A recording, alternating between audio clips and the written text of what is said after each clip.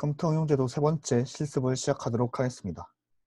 지난주에 수강 철회 기간, 수강 취소 기간이 끝났죠. 이제 그 말 뜻은 여러분이 저하고는 이제 싫더라도 끝까지 가야 된다는 말입니다. 남아있는 분들은. 그래서 이제 나중 가서 불사 이 사람이 제가 제정신이 아니구나, 이 조교가 미쳤구나 해도 여러분은 이제 끝까지 강의를 어쩔 수 없이 들으셔야 됩니다. 숙제 관련해서는 다들 잘 제출을 해 주셨고요. 다만 이제 이런 제목 같은 거를 좀 이제 또 창의적으로 하신 분들도 있어요. 근데 되도록이면은 이 양식에 맞춰서 해주시기 바랍니다. 그런 것들은 제가 다 감점을 하기 때문에 양식에 맞춰서 제출을 해주시면 될 것 같습니다. 근데 메일 제목에서 이렇게 첫 번째 호모크는 01 이렇게 들어가고 할 텐데 이 02 하나 없다고 해서 제가 그걸로 감점을 하진 않습니다. 근데 그래도 이런 전체적인 포맷 자체는 지켜주셔서 보내주시면 될 것 같습니다. 예, 오늘은 좀 여러분 홈워크 한 거를 제가 아직 채점은 못 했는데 쭉 대충 훑어보긴 했습니다. 그래서 원래 같으면 제가 채점을 해서 수업 시간에 나눠드려서 이제 여러분이 피드백을 받을 텐데 지금 그게 안 되잖아요. 그래서 제가 좀 짤막하게 요 관련해서 좀 설명을 드리겠습니다. 일단은 이건 매년 모든 학생들이 일부 학생들이 저지르는 실수 중 하나인데 이 어떤 이미지를 넣을 때 보고서에 자기가 원하는 그 이미지의 사이즈가 있겠죠. 정사각형으로 넣고 싶으신 분도 있을 테고 아니면 좁은 직사각형으로 넣고 싶으신 분도 있을 텐데 그 과정에서 여러분이 하는 실수 중 하나가 여기 밑에 고양이 사진이 있습니다. 이렇게 사진을 원본이 이렇게 생겼으면은 그 크기를 맞추려고 일부러 이렇게 찌그러뜨리는 경우가 있어요. 그렇게는 하시면 안 됩니다. 그렇게 하면은 어떻게 보면 모델 형상 자체가 제가 알아볼 수가 없을 수도 있어서 그렇게 되면은 되도록이면은 이 모델 형상을 잘 알 수 있게 원래 사이즈로 잘 캡처를 해주시고요. 만약에 크기가 너무 안 맞는다, 그리고 보고서에 들어갈 자리가 없다, 이러시면은 잘라내기 같은 거 하시면은 필요한 부분만 잘라서 넣으시면 되거든요. 그러니까 되도록이면은 보고서에다가 이미지를 넣으실 때는 이 비율을 맞춰서 꼭 넣으시기 바랍니다. 참고로 이 고양이는 제가 집에서 키우는 고양이고요. 보고서를 쓸 때 존댓말로 쓰신 분들이 좀 있습니다. 근데 일반적으로 보고서는 존댓말로 쓰지 않습니다. 이거는 자기소개서랑은 좀 다르거든요. 근데 모든 보고서가 그래요. 어떤 보고서든 간에 존댓말로는 쓰지 않는 게 맞고요. 그래서 제가 요거 같은 경우는 또 이 채점 기준에 아직 안 들어가 있어서 굳이 감점을 하진 않을 건데 다음부터는 보고서를 모두 다 존댓말이 아니라 그냥 일반 보고서 말투로 써주시기 바랍니다. 그리고 모든 보고서의 글씨를 굵은 글씨로 쓰신 분도 있습니다. 그런 것도 보고서는 원래 그렇게 쓰지 않으니까 제목이나 소제목을 내용과 구분하기 위해서 굵은 글씨로 하는 거는 허용돼도 이 내용 자체를 다 굵은 글씨로 하는 거는 양식에도 어긋납니다. 실제로 제가 올려드린 양식에도 그렇게 돼 있지도 않고요. 그렇기 때문에 이런 건 제가 다 감점을 하도록 하겠습니다. 그리고 요거는 여러분이 메일을 되게 많이 보내주시더라고요. 제가 최대한 빨리 다 답장을 해드리려고 하는데 제가 또 개인 일도 많다 보니까 주말 같은 때는 특히 좀 안 될 수도 있습니다. 제가 주말에 좀 놀다 보면은 집에서는 또 크레어도 없고 해서 이런 거 확인하려면 좀 학교로 와야 되거든요. 그래서 그런 거 좀 답변이 늦을 수 있다는 점 좀 양해를 좀 바랍니다. 제가 오늘 진도 나갈 거를 좀 미리 보여드리려고 했습니다. 왜냐면은 오늘 배울 거를 제가 그냥 진도를 막 나가게 되면은 좀 기능상으로 이해가 안 되는 부분이 있을 수도 있거든요. 오늘 나가려는 것 중 하나가 이제 블렌드라는 기능인데 블렌드는 기본적으로 여러 형상을 그립니다. 여러 단면을 스케치를 하고 보시면은 요 밑에는 사각형이고 가운데는 지금 잘 안 보이는 뒤가 삼각형입니다. 위에는 또 사각형이 되어 있는데 이러한 여러 스케치를 여기 하나로 이어주는 역할을 하거든요. 이렇게 트로피처럼. 그게 이제 기본적으로 블렌드가 제공하는 기능입니다. 여러분이 지난번에 배웠던 지난 시간이죠. 그때 배웠던 스윕이랑도 조금 비슷하긴 한데 스윕은 여러분이 하나의 단면을 스케치를 하면 그 단면으로 쭉 다 밀어버렸잖아요. 근데 블렌드는 다양한 형상을 맞춰서 이런 유연한 공면, 이건 직선으로 바꿀 수 있습니다. 이런 공면을 유지를 하면서 형상을 만드는 걸 블렌드라고 합니다. 네, 그럼 바로 강의를 시작하도록 할게요. 제가 누누이 말씀드리지만 가장 중요한 거는 이 치수를 맞추는 겁니다. 부품으로 다시 들어가서 새로 만들긴 했습니다. 부품을 만들고 준비에 가셔서 모델 특성을 편집합니다. 그래서 이거를 또 항상 우리가 하는 게 있죠. NTS로 바꿔서 합니다. 이거를 매번 강조하는 이유가 이렇게 강조를 해도 꼭 단위를 안 맞춰서 나중에 좀 곤혹스럽게 되는 분들이 있어서 항상 제가 강조를 하고 있습니다. 이거를 사실 매번 안 바꾸게 할 수도 있거든요. 근데 그거를 설정을 해버리면은 나중에 어차피 그 방법은 까먹고 이제 왜 단위가 다르지? 그냥 이러고 있습니다. 나중 되면. 그렇기 때문에 그냥 매번 귀찮더라도 들어가서 단위를 수정하는 작업을 해주시기 바랍니다. 제가 아까 말씀을 드렸다시피 블렌드는 다양한 단면을 스케치를 하고 그 단면을 이어주는 걸 한다고 했습니다. 일단은 여기서 보시면은 스윕 블렌드가 있고요. 위에 스윕이 있죠. 근데 지금 블렌드는 그냥 블렌드는 안 보이거든요. 여기서 이 블렌드를 클릭을 합니다. 클릭을 하시고 여기 보시면 단면이라는 게 지금 빨간색으로 되어 있습니다. 이거는 우리가 잘 이제 알 겁니다. 빨간색으로 되어 있으면 뭔가 부족하다는 뜻이죠. 모델링에서 뭔가 요소가 빠져 있다는 뜻입니다. 자, 그럼 여기서 보면은 스케치면을 하나 정의를 하게 되어 있습니다. 그럼 이거 정의를 클릭을 하시고 제가 뭐 항상 말씀드렸다시피 이건 이제 개인마다 다르긴 한데 저는 특별한 기준이 없으면 탑을 기준으로 해서 스케치를 시작합니다. 스케치를 하고요. 여기다가 이제 직사각형을 그리는데 제가 아까 보여드렸던 트로피를 보면은 요게 이렇게 꼭지점들이 있지 않습니까? 꼭지점. 그리고 이 꼭지점이 위에 있는 도형에 있는 어떤 꼭지점으로 지금 이어지는 그런 형태가 되고 있는데 이게 과연 어떤 꼭지점에서 어떤 꼭지점으로 이어지는지를 어떻게 알고 이게 모델이 될까요? 이거 좀 생각을 해보셔야 됩니다. 왜냐하면 이게 그냥 나올 수가 없거든요. 뭐 자동으로 막 가까운 꼭지점을 이어서 되는 게 아니라 사용자가 이 꼭지점을 어디서 어디로 이을지를 다 순서를 정해 주셔야 되거든요. 결국은 이 스케치 단면을 만드는데 중요한 요소 중 하나가 그런 꼭지점들을 잘 정의를 하는 겁니다. 제가 만약에 여기서 그냥 직사각형을 그려버리면 그 꼭지점을 정의를 하는 게 쉽지 않아요. 제가 만약에 중심 직사각형을 해서 이렇게 그리면은 뭔가 이렇게 치수를 잘 줄 수는 있는데 어떤 화살표가 생겼습니다. 이게 이제 그 블렌드에서 그 꼭지점에서 다른 꼭지점으로 이제 이어지는 그 순서를 말하는 겁니다. 그래서 여기가 첫 번째가 되고 이 화살표 방향으로 두 번째, 세 번째, 네 번째 이렇게 되는데 이거를 지금 그냥 이 중심 직사각형을 하게 되면은 여러분이 이 순서를 바꿀 수가 없어요. 나중에 바꾸고 싶어도. 그렇기 때문에 이 방법은 일단 쓰지 않습니다. 이거를 다 삭제를 하고 조금 새로운 방법을 알려드릴게요. 여기서 스케치에서 보시면은 이 중심선이 있습니다. 기준에 있는 중심선, 회전을 만들 때 우리가 썼던 중심선 말고 스케치의 중심선이 있습니다. 요거를 클릭을 하시고요.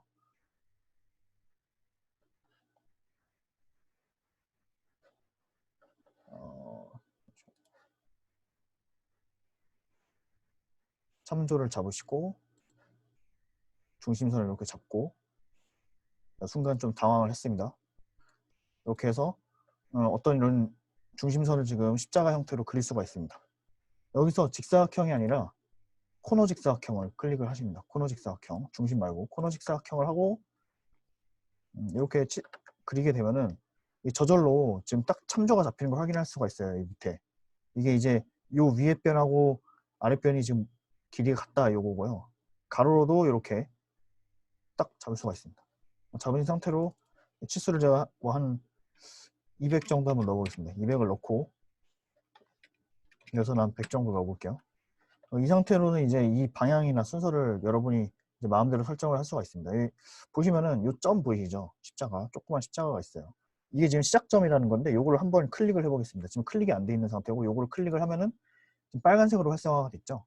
그래서 이제 오른 클릭을 꾹 누르면은 시작점이라는 게 또 있습니다. 요걸 클릭을 하게 되면은 화살표의 방향을 바꿀 수가 있어요. 그럼 여기가 첫 번째가 되고 그 다음은 여기가 두 번째가 됩니다.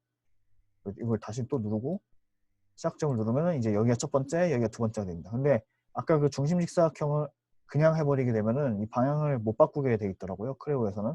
그래서 좀 번거롭더라도 이 코너 직사각형을 스케치한 중심선을 바탕으로 그리는 거를 좀 추천을 드립니다.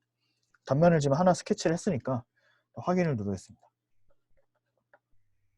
그러면 일단은 지금 하나가 지금 딱 그려진 거고 여기 단면 1에 지금 하나가 스케치가 된 거고 단면 2에도 뭔가를 그려볼게요. 그러면 여기다가 스케치를 해보겠습니다. 일단 오프셋 시작은 첫 번째 단면과 두 번째 단면의 이 간격을 말하는 건데 나중에 바꿀 수도 있지만 미리 일단 좀 줘보겠습니다. 여기는 한 100을 줘볼게요. 100을 주고 스케치를 합니다.